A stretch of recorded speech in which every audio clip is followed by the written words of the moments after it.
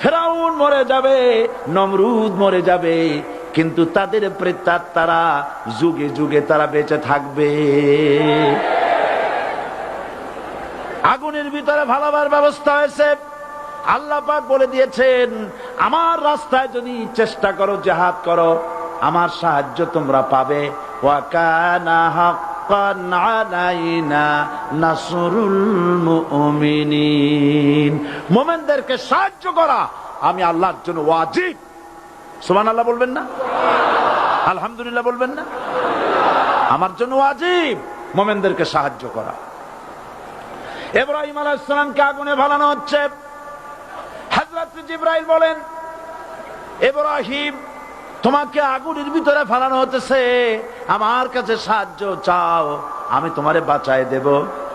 হযরত ইব্রাহিম আলাইহিস সালাম তিনি বললেন, জিবরাইল আমার পরীক্ষা চলতেছে, আমাকে ডিস্টার্ব করো না, আমি তোমার কাছে সাহায্য কেন চাইব?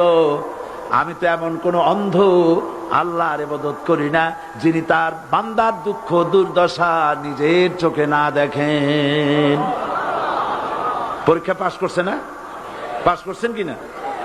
হযরত ইব্রাহিম বলেন, শোনো জিবরাইল, আমি যদি আগুনের ভিতরে পড়ে যাই আর আগুনে পুড়ে যদি ভস্ম হয়ে যায়, আমার আল্লাহ যদি এতে খুশি হন, তাহলে আমি আমার রব্বুল আলামিনকে খুশি করার জন্য এভাবে 1000 বার পুড়তে আমি রাজি আছি।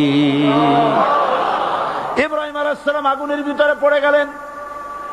আল্লাহ রাব্বুল আলামিন আগুনের প্রতি নোটিশ করে দিলেন, ইয়া নারু কুনি বারদাও ওয়া সালামান আলা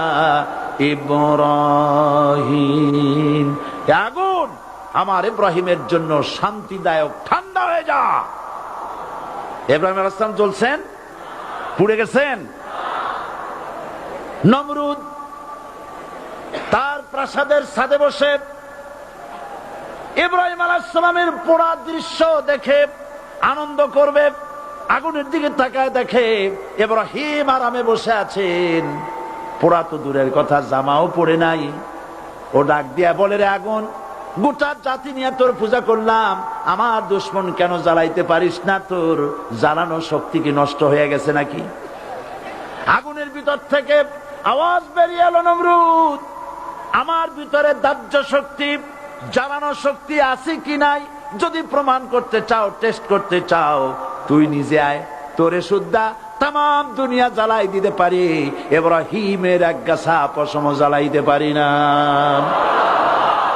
বিশ্বকবি আল্লামা ইকবাল কি সুন্দর করে বলেছেন, আজ ভি হো জু ইব্রাহিম কা ইমা पैदा आग कर सकती है एक अंदाजे गुलिस्ता पैदा। ইব্রাহিমের ঈমান যদি আজও কোথাও হয় বিদ্যমান, করতে পারেন অগ্নিকুণ্ডে খুবসুরত এক গুলিস্তান। এখনো যদি ইব্রাহিমের সন্তানদেরকে আগুনের মধ্যে ফেলে দেওয়া হয়, আর ইব্রাহিম ঈমান যদি থাকে, আগুনকে ফুলের বাগান বানাবার ক্ষমতা আল্লাহর আছে। চিরকাল আল্লাহ পাক এই কালেমাকে দিয়েছেন আল্লাহর সার্বভৌমত্বকে প্রতিষ্ঠা করার জন্য। আয়াতুল কুরসি শুধু পড়ে বুকে ফু দেওয়ার জন্য নয়।